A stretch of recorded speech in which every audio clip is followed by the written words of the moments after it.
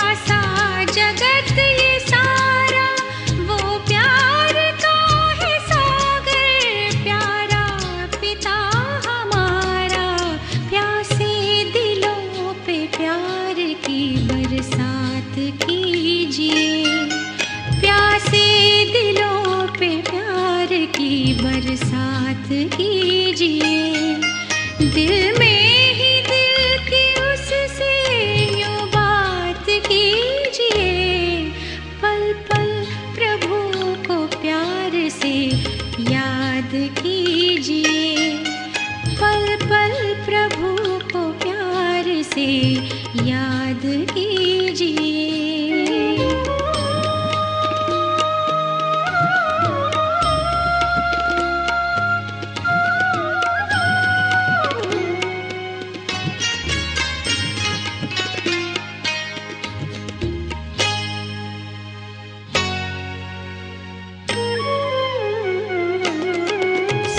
शांति के सुमन से मधुबन ये मन का महके,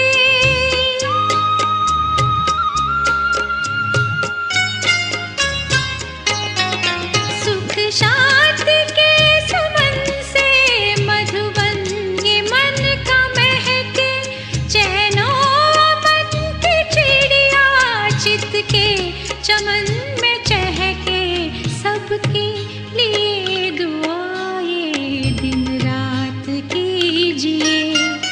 सबके लिए दुआएं दिन रात कीजिए, दिल में ही दिल की उससे यूं बात कीजिए, पल पल प्रभु को प्यार से याद कीजिए, पल पल प्रभु को प्यार से याद कीजिए, याद कीजिए, याद कीजिए, याद कीजिए, याद कीजिए, प्रभु को याद कीजिए, याद कीजिए, याद कीजिए, याद कीजिए। ओम शांति। Good morning. 17 मार्च 2022 सत गुरुवार। प्रातः मुरली। बाप दादा मधुबन। मीठे बाबा के मधुर बोल। मीठे बच्चे, तुम्हें भक्ति की रोचक बातों के बजाय रूहानी बातें सबको सुनानी है। रावण राज्य से मुक्त करने की सेवा करनी है। प्रश्न: सेवा में सफलता प्राप्त करने के लिए मुख्य कौन सा गुण चाहिए? उत्तर: निरहंकारिता का गुण। महावीर के लिए भी दिखाते हैं। जहाँ भी सत्संग होता था वहाँ जुत्तियों में जाकर बैठता था, क्योंकि उसमें देह अभिमान नहीं था, परंतु इसमें बहादुरी चाहिए। तुम कोई भी ड्रेस पहनकर उन सत्संगों में जाकर सुन सकते हो। गुप्त वेश में जाकर उनकी सेवा करनी चाहिए। गीत। ओम नमो शिवाय। ओम शांति। यह हुई महिमा ऊंचे ते ऊंचे भगवान की। ईश्वर कहो, परमपिता परमात्मा कहो, सिर्फ ईश्वर व भगवान कहने से पिता नहीं समझा जाता है। इसीलिए परमपिता परमात्मा कहना चाहिए। वह रचयिता है इस मनुष्य सृष्टि का। अब ऊंचे ते ऊंचा बाप क्या आकर कहते हैं? कहते हैं कि पतित मनुष्य मुझे बुलाते हैं कि आकर हमको पावन बनाओ। पावन माना पवित्र। पतित पावन भगवान को ही कहा जाता है। बरोबर वह आता है जरूर। भक्ति मार्ग में भगवान को याद करते हैं तो वो आता भी जरूर है, परंतु वह आएगा तब जब भक्तों को भक्ति का फल देना होगा। फल देना अर्थात वर्षा देना उनके लिए बहुत सहज है। 1 सेकंड में जीवन मुक्ति दे सकते हैं। कहते भी हैं कि जनक को सेकंड में जीवन मुक्ति मिली। नाम एक का ही गाया हुआ है। सेकंड में जीवन मुक्ति अर्थात सुख शांति मिली। मनुष्य कहते भी हैं कि शांति सुख और बड़ी आयु चाहिए। छोटेपन में कोई मरता है तो कहते हैं अकाले मृत्यु आ गया, पूरी आयु नहीं बिताई। अब बाप जो कुछ करके गए हैं उनका ही गायन है। सेकंड में जीवन मुक्ति तो जरूर पहले जीवन बंद में होगा। जीवन बंद कलयुग के अंत और जीवन मुक्त सतयुग के आदि को कहा जाता है। कहते हैं जनक मिसल घर गृहस्थ में रहकर जीवन मुक्ति को पाएं। बाप समझाते हैं अक्षर ही 2 है, राजयोग और ज्ञान। भारत का प्राचीन राजयोग तो मशहूर है। प्राचीन माना पहले पहले, लेकिन कब यह मनुष्य नहीं जानते, क्योंकि कल्प की आयु लाखों वर्ष के देते हैं। भारत का प्राचीन ज्ञान और योग तो सब चाहते हैं, जिससे भारत स्वर्ग बनता है। अब तो भारत बहुत दुखी है। पहले सूर्यवंशी राज्य था, अब नहीं है। फिर उनको याद करते हैं कि वो राजयोग और ज्ञान किसने दिया था, यह नहीं जानते। नहीं तो बाप से वर्षा लेने में बच्चों को कोई भी तकलीफ नहीं।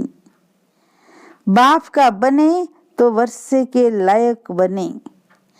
फिर भी माता पिता टीचर की शिक्षा मिलनी होती है।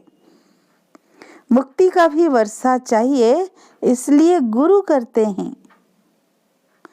परंतु जीवन मुक्ति तो कभी कोई दे नहीं सकता। जब जीवन बंध का अंत हो, जीवन मुक्ति की आदि हो, तब ही फिर जीवन मुक्ति देने वाला आए। मनुष्य ने सिर्फ सुना है कि सेकंड में जीवन मुक्ति अर्थात सेकंड में रावण राज्य से राम राज्य, पतित से पावन, परंतु कैसे सो नहीं जानते। बाप तुम आत्माओं से बात करते हैं। यह है रूहानी शिक्षा जो सुप्रीम रूह देते हैं। वहाँ तो सब मनुष्य ही शास्त्र आदि पढ़ते हैं, कहते फलाने महात्मा ने यह ज्ञान दिया। यहाँ है प्राचीन राजयोग और ज्ञान जो परम पिता परमात्मा ने दिया था 5000 वर्ष पहले, जिससे तुम 100 देवी देवता बने थे। अब प्राय लोप हो गया है। अगर लोप ना हो तो सुनाए कैसे। मनुष्य पतित न बने तो पतित पावन बाप कैसे आए। पतित बनने में 84 जन्म लेने पड़ते हैं।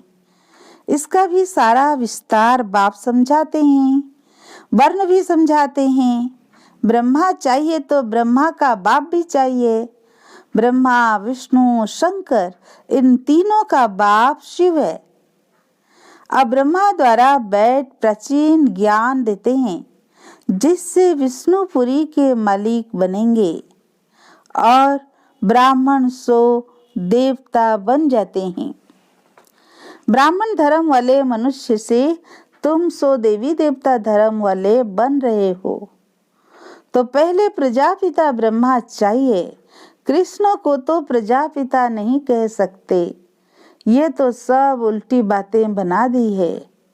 कृष्ण को इतनी रानियां, बच्चे आदि थे, यह है भूल। वास्तव में बच्चे हैं ब्रह्मा को, न कि कृष्ण को। ब्रह्मा ही कृष्ण बनते हैं। बस इस एक जन्म की उथल पाथल ने मनुष्यों को मुंझा दिया है। गीता का भगवान कृष्ण को कहा, शिव को उड़ा दिया है। सब कहते ब्रह्मा को 3 मुख थे, कितने मुझे गए हैं। शिव रचयिता को तो एकदम गुम कर दिया है। रचता ही आकर बताते हैं कि हम कैसे देवी देवता धर्म की स्थापना करते हैं। ऐसे नहीं परमात्मा सृष्टि कैसे रचते हैं। परम पिता परमात्मा को बुलाते ही हैं कि हे पतित पावन, आकर हम पतितों को पावन बनाओ। दुनिया को यह मालूम ही नहीं कि इस समय रावण का राज्य चल रहा है। रावण की बड़ी बड़ी कथाएं बैठ सुनाते हैं। इसको कहा जाता है भक्ति की रोचक बातें, और यह है रूहानी बातें। इस समय सब सीताएं अथवा भक्तियां रावण की कैद में हैं और रावण राज्य में बहुत दुखी हैं। अब सबको रावण राज्य से मुक्त कराना है। अब बाप आया है, कहते हैं बच्चे तुम्हारे 84 जन्म अब पूरे हुए, अब वापिस चलना है। मुझे ही बुलाते थे कि दुख हरता सुख करता आओ, यह मेरा ही नाम है। कलयुग में है अपार दुख, सतयुग में है अपार सुख। फिर से तुमको सुख का वर्षा दिलाने अर्थ फिर से तुम्हें राजयोग और ज्ञान सिखला रहा हूँ। ये पुरानी दुनिया विनाश हो जाएगी। मनुष्य तो विनाश से बहुत डरते हैं, समझते हैं ये आपस में लड़े ही नहीं तो शांति हो जाएगी। मनुष्य तो विनाश से बहुत डरते हैं, समझते हैं ये आपस में लड़े ही नहीं तो शांति हो जाए। फिर इतने अनेक धर्मों में शांति कैसे होगी। बाप समझाते हैं यह इतने सब धर्म जो अब है वो पहले नहीं थे। जब एक ही धर्म था तब बरोबर सुख शांति का राज्य था। अब सब मांगते हैं। किसको भी समझाना बड़ा सहज है कि बाप को याद करो और वर्षे को याद करो। फिर झाड़ और ड्रामा को समझानी भी देनी पड़े, जिसके लिए ये चित्र बने हुए हैं। सिर्फ मनमना भव कहने के लिए तो चित्र की दरकार नहीं। चित्रों पर समझाने में घंटा लग जाता है। प्राचीन राजयोग भगवान ने सिखलाया और राजाई मिल गई। फिर कोई मनुष्य थोड़ी राजयोग सिखलाएंगे। बाप और वर्षे को याद करो तो सब ठीक है, परंतु ये डिटेल जब तक किसी को समझाए नहीं तब तक बुद्धि नहीं खुलेगी। सृष्टि चक्र को समझ नहीं सकेंगे। जब कोई ड्रामा देख कर आते हैं तो वो बुद्धि में आदि से अंत तक घूमता रहता है। कहने में तो सिर्फ इतना ही आएगा कि हम ड्रामा को देखकर आए हैं। तुम भी कहते हो हम इस ड्रामा को जानते हैं, परंतु डिटेल तो बहुत है। बाप से सुख शांति का वर्षा मिलता है। फिर बुद्धि में चक्र भी है। 84 का चक्र जरूर घड़ी घड़ी याद करना है। यह ज्ञान ब्राह्मणों को ही मिलता है जो फिर देवता बनते हैं। ब्रह्मा सो विष्णु, फिर विष्णु सो ब्रह्मा। तुम जो देवी देवता थे, पुनर्जन्म लेते लेते फिर आकर ब्राह्मण बने। हद का बाप तो सिर्फ उत्पत्ति पालना करते हैं, विनाश तो नहीं करेंगे। विनाश अर्थात सारी पतित दुनिया ही न रहे। सारे रावण राज्य का ही विनाश होना है, नहीं तो राम राज्य कैसे हो। वहाँ कभी रावण को जलाते नहीं। भक्ति मार्ग की कोई भी बात ज्ञान मार्ग में होती नहीं। तुम सतयुग त्रेता में प्रारब्ध भोगते हो, वह है ज्ञान की प्रारब्ध। इनको कहेंगे भक्ति की प्रारब्ध। अल्पकाल क्षण भंगुर सुख। पहले भक्ति अव्यभिचारी थी, फिर व्यभिचारी होते होते बिल्कुल ही दुखी बन जाते हैं। सदगति दाता एक बाप है, यह तो समझाना है कि बाप और वर्षे को याद करो। याद किया और स्वर्ग की बात सही मिली, फिर नरक में कैसे आए, ये सब बातें बैठ समझाई जाती है। अब तुमको सारे सृष्टि चक्र के आदि मध्य अंत का पता पड़ गया है, तो इस समय तुम त्रिकालदर्शी बन रहे हो। उनको तुम कहेंगे कि देवताएं भी त्रिकालदर्शी नहीं थे, तो कहेंगे तब कौन थे, क्योंकि संगम युगी ब्राह्मणों को तो कोई जानते ही नहीं। दिखाते हैं जहाँ भी सत्संग होता था तो हनुमान जाकर जुतियों में बैठ जाता था। अब यह बात महावीर के लिए क्यों कही है, क्योंकि तुम बच्चों में कोई देह अभिमान तो है नहीं। समझो सत्संग में कोई ऐसी बात निकल पड़े तो तुम कह सकते हो प्राचीन सहज राजयोग और ज्ञान योग से सेकंड में जीवन मुक्ति लेना है तो फलाने के पास जाओ। समझाने वाला तो बहुत बहादुर निरहंकारी चाहिए, जरा भी देह अभिमान ना हो। कहाँ भी जाकर बैठे, टाइम मिल जाए तो बोलना चाहिए। मजबूत होगा तो भाषण आदि करेगा कि गृहस्थ व्यवहार में रहते कैसे सेकंड में जीवन मुक्ति मिल सकती है। परम पिता परमात्मा के सिवाय तो कोई दे न सके, यह महावीर ही समझा सकते हैं।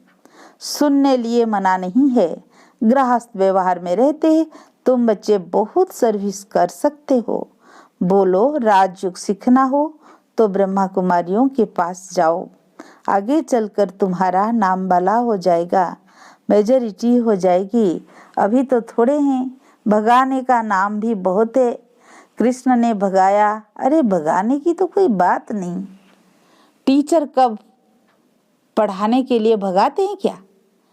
सर्विस करने वालों को तो बहुत विचार सागर मंथन करना है और बहुत बहादुर बनना है। अच्छा, मीठे मीठे सिक्की लदे बच्चों प्रति माता पिता बाप दादा का याद प्यार और गुड मॉर्निंग। रूहानी बाप की रूहानी बच्चों को नमस्ते। हम रूहानी बच्चों की रूहानी बाप दादा को याद प्यार, गुड मॉर्निंग, नमस्ते नमस्ते। प्यारे बाप दादा को शुक्रिया शुक्रिया शुक्रिया। धारणा के लिए मुख्य सार। फर्स्ट पॉइंट, सभी भक्ति रूपी सीताओं को रावण की कैद से छुड़ाना है। सेकंड में मुक्ति जीवन मुक्ति की राह दिखानी है। दूसरा नंबर, बाप और वर्षे को याद करना है। देह अभिमान छोड़ महावीर बन सेवा करनी है। विचार सागर मंथन कर सेवा की नई नई युक्तियां निकालनी है। वरदान, नथिंग न्यू की युक्ति द्वारा हर परिस्थिति में मौज की स्थिति का अनुभव करने वाले सदा अचल अडोल भाव ब्राह्मण अर्थात सदा मौज की स्थिति में रहने वाले। दिल में सदा स्वतः यही गीत बजता रहे, वाह वाह वाह और वाह मेरा भाग्य। दुनिया की किसी भी हलचल वाली परिस्थिति में आश्चर्य नहीं, फुल स्टॉप। कुछ भी हो जाए लेकिन आपके लिए नथिंग न्यू, कोई नई बात नहीं। इतनी अंदर से अचल स्थिति हो क्या कियों में मन मुझे नहीं, तब कहेंगे अचल अडोल आत्माएं। स्लोगन, वृत्ति में शुभ भावना हो, शुभकामना हो तो शुभ वाइब्रेशंस फैलते रहेंगे। अनमोल ज्ञान रत्न दादियों की पुरानी डायरी से। पहला पॉइंट, अब तुम्हें दैवी गुणों की धारणा करनी है। धैर्यवत गुण की धारणा भी निश्चय से होती है और साक्षीपन की अवस्था में ही खुशी है। इस धारणा से ही परमात्मा आपे ही 1000 कदम आगे प्रख्यात होता है। बाबा कहता है कि तुम सूक्ष्म में 2 कदम नजदीक आओ तो मैं स्थूल में अनेक कदम उठाकर सामने आऊंगा। ज्ञान ही है स्व लक्ष्य में स्थित रहना। स्व में स्थित रहने से ही परमात्मा स्वयं आगे आएगा। बाबा के यह महावाक्य याद कर दो, जितना दैवी गुणों की धारणा करेंगे उतना ही 1-2 को सुख देने की निमित्त बनेंगे। आज देना कल मिलना। आज सर्वेंट बन देंगे तो कल मालिक बन राज्य करेंगे। अभी तो वर्ल्ड सर्वेंट हो ना। सेकेंड पॉइंट, हर एक सोच स्वरूप में स्थित हो अपने रथ शरीर को चलाते चलो। जैसे कि इस रथ को मैं बिठाती हूँ, मैं खिलाती हूँ, मैं बुलाती हूँ, सुलाती हूँ, मैं मुख से बात कराती हूँ। अगर मैं मुख से किसको दुख देती हूँ तो जैसे अपने ही स्व स्वरूप की इंसल्ट करती हूँ। तो फिर स्व संपूर्ण आत्मा कहती है कि है जीवात्मा तेरे पर अफसोस है। ऐसे इंसान अथवा प्राणी में मैं शुद्ध आत्मा प्रवेश नहीं हूँ। स्व शुद्ध आत्मा जिस जगह है उस जगह पर अफसोस नहीं है, क्योंकि वह कभी भी किसी को दुख नहीं दे सकता है। सब शुद्ध आत्मा है तो सुख स्वरूप है, और ऐसा स्व निश्चय बुद्धि तो सदैव सुख पहुंचाता है। वह साक्षात मेरा स्वरूप है, और जो अपने को स्व आत्मा निश्चय करते भी अन्य को दुख देता है वह तो सिर्फ कहलाने वाला पंडित है। उसका असर दूसरों पर नहीं हो सकता है। अच्छा, ओम शांति।